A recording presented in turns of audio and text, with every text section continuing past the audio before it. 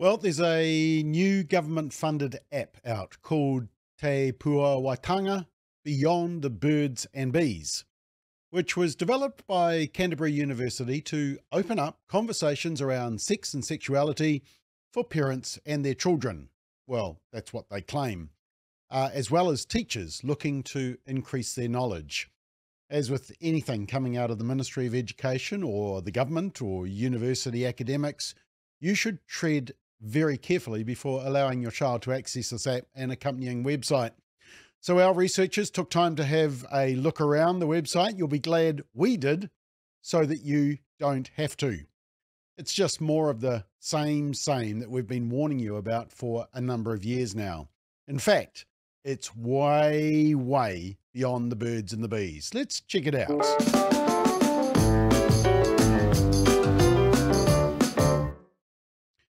So according to the producers of this app, they say in 2021, rangatahi young people across Aotearoa told us they wanted more relationships and sexuality education, RSE. Now, they don't say where this research came from, who it involved, and what they said they wanted in terms of education, which are quite important considerations, aren't they? The Ministry of Education thinks your children should learn about puberty blockers, pronouns, and forms of sex that you as a parent aren't likely to support. So I think we need to clarify what this research is. But continuing, they say, so a team of researchers and kaiako educators started working with rangatahi to create a free one-stop site that opens up the kōrero about everything to do with relationships, gender, and sexuality and sex. We started with an app that young people could download. However, young people kept telling us that it was parents whānau who really needed this information. Now there is a space for everyone to get involved and learn something. Oh, there's something to learn, all right, but it's probably not what parents want to see, and it's not what they want their rangatahi to know about either. It's well beyond the birds and the bees. In fact, as you may have seen the humorous meme, it's not just the birds and the bees, it's the birds and the birds, the bees and the bees, the birds that used to be bees, the birds that look like bees, and the bees that look like birds but still got the stinger. Now, the team behind the app, the project director is a lecturer at the Faculty of Health at the University of Canterbury. She's just completed her doctoral thesis titled Parents as Sexuality Educators, Negotiating Uncertainty, Risk and Possibilities. End of the title. Interestingly, we're quoted quite a bit in this thesis because we're reflecting some of the concerns about what parents think of RSE. But anyway, apparently it's about parents and sexuality. But, you know, as the title says, you'll be uncertain about all this dodgy content, the risks it actually increases in young people, and the possibilities of confusion and perversion. And just to confirm your suspicion, other content contributors include Family Planning New Zealand, Inside Out, the spin-off, Villainese, which is Lizzie Marvelly's organisation, who make explicit and inappropriate sex ed videos that we've referred to in previous McBlogs. In fact, I'll show you an excerpt of one. The Burnett Foundation, which is formerly the New Zealand AIDS Foundation, which are associated with the Drug Foundation. Actually, they've got an article on the use of meth during sex on their website, and links to how to do drugs like meth most effectively. But the one that concerned me in that list, as you can see there, was the Classification Office, which is a Crown agency and is supposed to make things age appropriate. You know, they say they'll focus on protection of harm. I'm not sure they do. Now, also on that list there, you'll see financial supporters. The University of Canterbury, who receive public funding. The Kiwi Innovation Network, which comes under the Ministry of Business, Innovation and Employment, and which receives government funding. Pegasus, which is Canterbury Health Group, which receives some funding from Te Whatu Ora, and the Lottery Health Research. So, yeah, there's lots of government funding there. And the new app is all about getting into the birds and bees early. The educators believe that the app that the app is about believing that RSE needs to be done from not like teen or puberty, but actually from birth. We were talking about how some parents said that they start the talk at 13, right? So we both know that's a little bit late. So what do you think? Why do you think relationships and sexuality education should start from birth onwards? It does, absolutely, because... Yeah, interesting. So it's also interesting to note that in some of the research by the project director that has most likely contributed to the app and the website's development, it actually raises parental concerns that I believe represents a majority of parents across the country, but appear to be minimised by teachers and school leaders and these developers. For example, they say that, let me show you, they say that potential challenges to implementing RSE in primary schools is teachers who aren't qualified to teach this stuff, having to use outside groups. But look at this bit. Third, the loud voices of religious or culturally conservative groups or lobby groups with extremist views on gender issues, you know, like Speak Up for Women or Family First, who believe that you cannot just choose to be a woman no matter what you think, you're born male or female. It goes on, who oppose teachers and schools positioned to teach around gender diversity and other RSE related topics.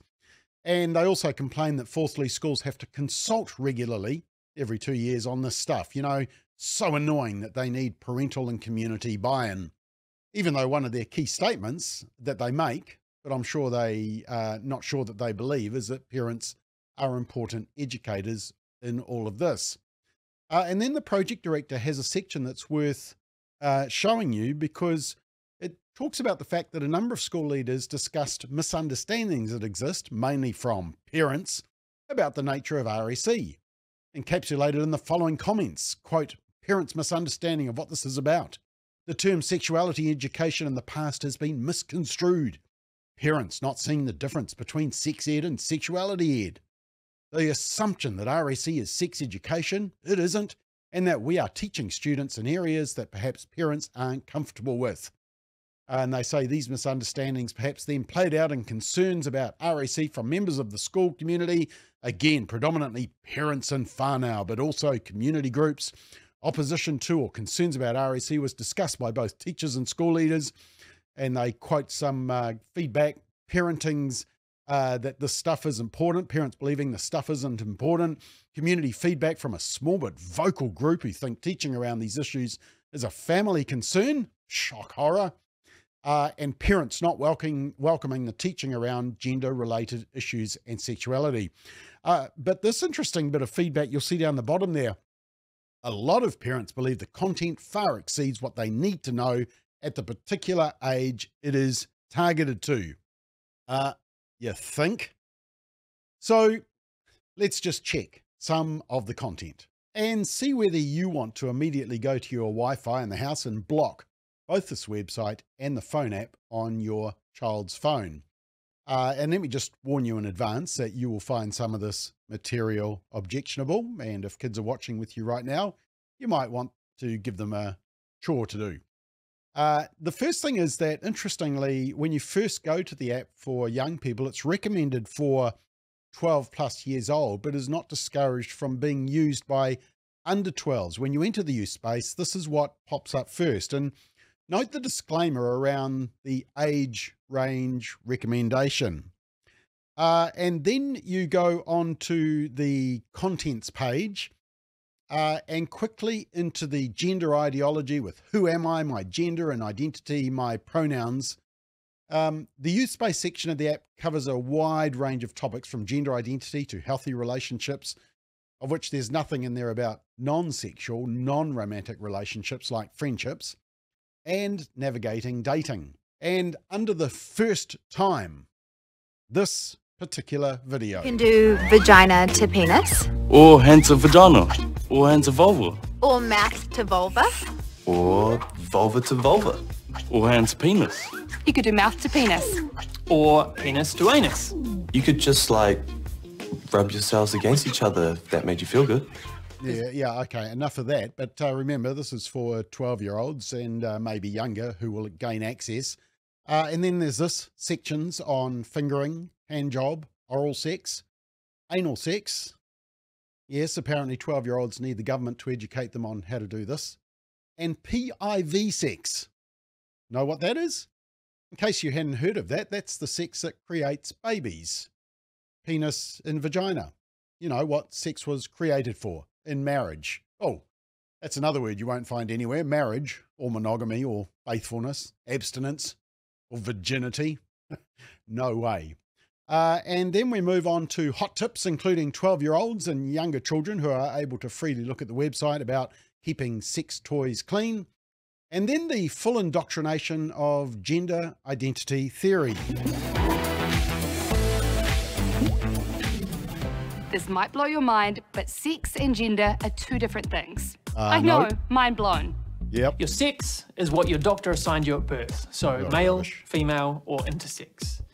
Your gender is how you identify, so man, woman, or another term like genderqueer or non-binary. A good way to remember it is that sex is what's between your legs and gender is what's in your head and your heart. Nope. A lot of forms ask you to tick what your gender is. Most of the time, they look like this, but really, they should look like this. Before a baby is born, half of what anyone talks about is whether it's going to be a boy or a girl. But Yep. just like sexual orientation, gender is a spectrum. It's not as simple as pink or blue. A spectrum is like a line, so woman, non-binary, man, and they're all somewhere along the same line. You might be born with a sex that doesn't match your gender, or you could be born into Yeah, that's enough of that. So the section on the mythical concept of sex assigned at birth or born in the wrong body, which has no scientific basis at all, not a shred of evidence to prove its credibility. And then a Rainbow Youth video with this type of messaging, which young children will see. Experiment, try out whatever different pronouns and label and sexualities, whatever works for you. Whatever you're waiting for, whether it's surgery or hormone replacement therapy or a name change, time passes quickly. And then a section on pronouns, of course. And then we get into bisexual and pansexuality. There's also asexuality, aromantic and demisexuality. And then you can click on to links which go to transitioning, including medical transitioning with subsections on binders, vocal therapy, and surgeries, which of course is the castration of healthy body parts, child mutilation, and also links to a New Zealand site with advice on binders and tape, and then back to the app and its genital reconstruction surgery. Remember, this is for children as young as 12, and in fact, younger children will access it. And the promoters and the funders are all okay with that. And so is the Classification Office, who are supposed to be the watchdogs of harmful material. Supposed. Yep, government agencies and government-funded groups are promoting this to young children, all courtesy of the government, your tax dollars, and endorsed by the Classification Office. The promoters say sex education should be taught in the home and at school. The real question is, what should be taught? For most parents, it's certainly not what Beyond the Birds and the Bees are indoctrinating your children with. Stay clear of this app.